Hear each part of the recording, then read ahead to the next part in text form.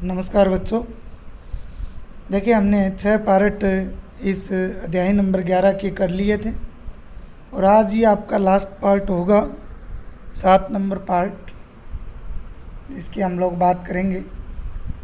पीछे वाले वीडियो तक मैंने आप लोगों को बताया था कि प्रकीर्णन क्या होता है।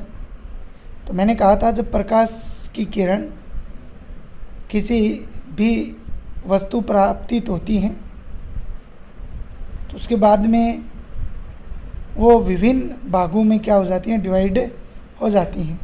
उसी को हम लोगों ने क्या बोला था, प्रकीर्णन बोला था। ठीक है। तो प्रकाश की किरणें हमारे चारों ओर स्थित वस्तुओं के साथ जो अनोन्य क्रियाएं कारण आश्चर्यजनक जो है परिघटनाएं देखने को हमें मिलती हैं, और उनका मुख्य कारण कौन है? आपका प्रकीर्णन है। कौन है? प्रकीर्णन। कुछ उदाहरणों की बात करेंगे। 3 उदाहरण आपके दिए हुए हैं। जैसे बहुत सारे उदाहरण यहाँ देखिए, आकाश का नीला रंग, इसके बारे में भी हम पढ़ेंगे। गहरे समुद्र के जल का रंग, टिंडल प्रभाव हम पढ़ेंगे, अभी शुरुआत करेंगे। सूर्योदय तथा सूर्यास्त के समय सूर्य का गहरे लाल रंग का दिखाई देना, इसकी भी बात हम लोग करेंगे। तो सबसे पहले बात करते हैं टिंडल प्रभाव की। तो आपको मैं टिंडल प्रभाव बताने से पहले टिंडल प्रभाव का उदाहरण बताता हूँ और आप लोग फिर समझना इसको। आप लोगों ने देखा है कि कोई बंद कमरा है और बंद कमरे में कोई छोटा सा रोशनदान बना रखा है, अर्थात कोई छिद्र है, और उससे प्रकाश अंदर आ रहा है। उससे क्या आ रहा है? प्रकाश अंदर आ रहा है। तो आप लोग देखते हो, कमरे में उपस्थित जितने भी कण होते हैं वो हमें स्पष्ट दिखाई देने लग जाते हैं।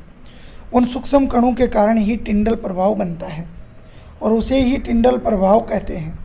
ठीक है। अब समझिए इसको। पृथ्वी के वायुमंडल में सूक्ष्म कण विभिन्न अनुपातों में उपस्थित होते हैं। विभिन्न अनुपातों में क्या होते हैं? उपस्थित। ऐसा नहीं है कण जो है वो एक ही एक अनुपात के होंगे, वो क्या है, विभिन्न अनुपातों में होंगे। कोई बड़ा होगा, कोई छोटा होगा। ठीक है।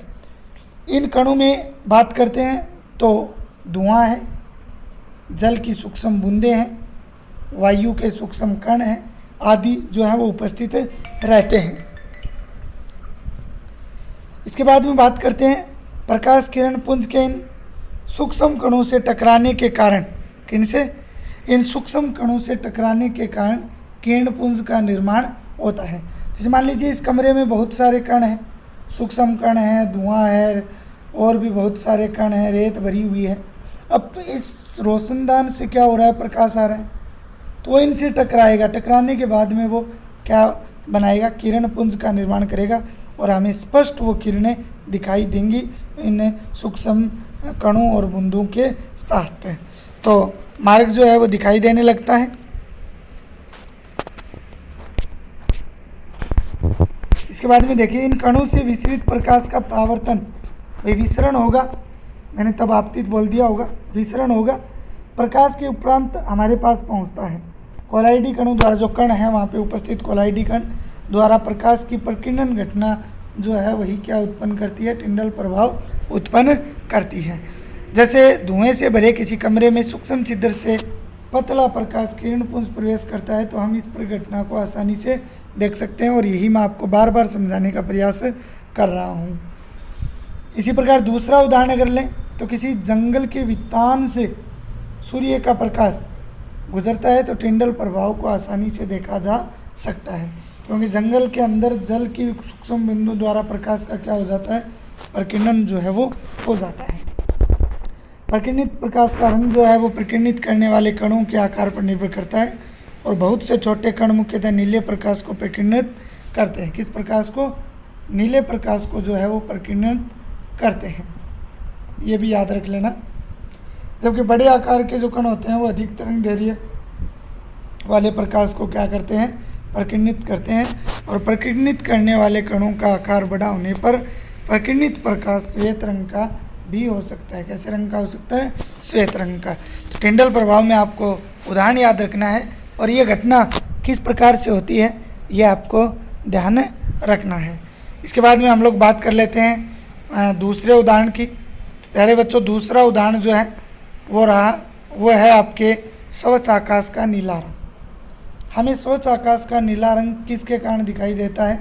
तो पहला ही शब्द आता है प्रकीर्णन के कारण। किसके कारण? प्रकीर्णन के कारण। आपसे इतना ही पूछ सकता है कैसे कि जब सूर्य का प्रकाश वायुमंडल से गुजरता है तो वायु के सूक्ष्म कण लाल रंग की अपेक्षा नीले रंग, और नीले रंग देखिए ध्यान रखना, लाल रंग की तरंग दैर्घ्य अधिक होती है और नीले रंग की तरंग दैर्घ्य क्या होती है? ज़्यादा। सॉरी, लाल रंग की तरंग दैर्घ्य अधिक होती है और नीले रंग की क्या होती है? कम। तो अधिक प्रबलता से उनको क्या कर लेते हैं? प्रकीर्णित जो है वो कर लेते हैं। अब प्रकीर्णित हुआ नीला प्रकाश हमारी आंखों में प्रवेश करता है और हमें जो आकाश है, यदि पृथ्वी पर वायुमंडल नहीं होता तो आकाश हमें काला दिखाई देता, लेकिन वायुमंडल है, वायुमंडल में सूक्ष्म कण भी है, तो सूर्य का प्रकाश उनके अंदर आया और वो प्रकाश जब हमारी आंखों में प्रवेश करता है तो वो नीला रंग जो कम तरंग दैर्घ्य वाला है वही हमें प्रतीत होता है। तो हमें आसमान जो है वो कैसा नज़र आता है? नीला नज़र आता है। अब अगर प्रश्न कई बार आता है अगर पृथ्वी पर वायुमंडल न हो तो देखो जीवन भी संभव नहीं है, लेकिन बाकी ग्रहों में जाकर देखते हैं कि जो आकाश है वो कैसा दिखाई देता है, तो वो काला दिखाई देता है। ठीक है, क्योंकि प्रकीर्णन की क्रिया संभव नहीं हो पाती। अधिक ऊंचाई पर उड़ने वाले यात्रियों को आकाश काला ही दिखाई देता है, क्योंकि ऊंचाई पर प्रकीर्णन स्पष्ट रूप से परिलक्षित नहीं हो पाता। क्या नहीं हो पाता? परिलक्षित जो है वो नहीं हो पाता। इसी कारण से खतरे के संकेत को लाल रंग का बनाते हैं, क्योंकि लाल रंग का प्रकीर्णन सबसे कम होता है। ध्यान रखना, लाल रंग को खतरे का रंग क्यों बनाते हैं, क्यों बनाया गया है? तो उसमें प्रकीर्णन सबसे कम होता है तथा दूर से देखने पर भी ये क्या होता है? आसानी से दिखाई दे जाता है, इसलिए लाल रंग को रखा जाता है, अन्य रंग को नहीं रखा जाता।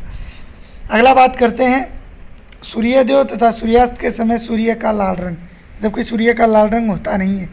देखिए, सूर्योदय तथा सूर्यास्त के समय सूर्य का लाल या रक्ताभ प्रतीत होना भी किसकी घटना है? प्रकीर्णन की घटना है। किसकी घटना है?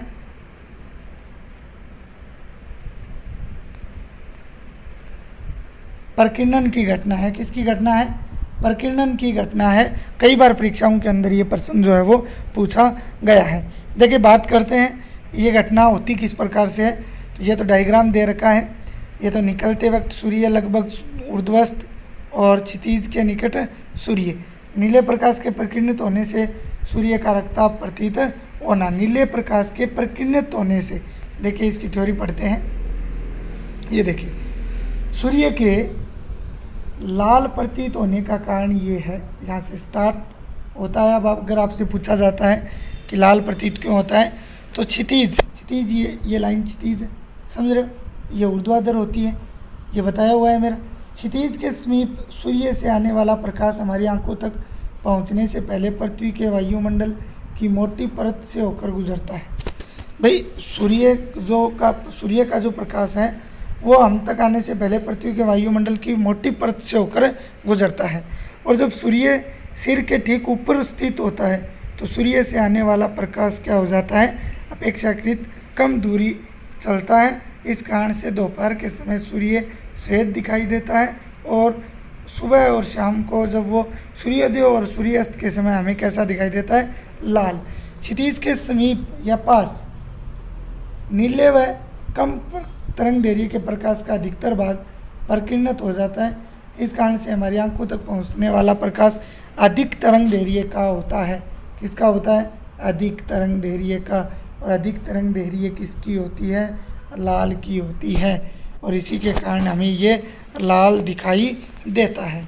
तो प्यारे बच्चों, इस प्रकार से आप लोगों का ये जो अध्याय है वो कंप्लीट हो जाता है। हमने फिजिक्स के 2 चैप्टर कर लिए, 10वां और 11वां। इस प्रकार से अब एक चैप्टर आपका और हो जाएगा, क्योंकि कल तो छुट्टी आपका रविवार है और सोमवार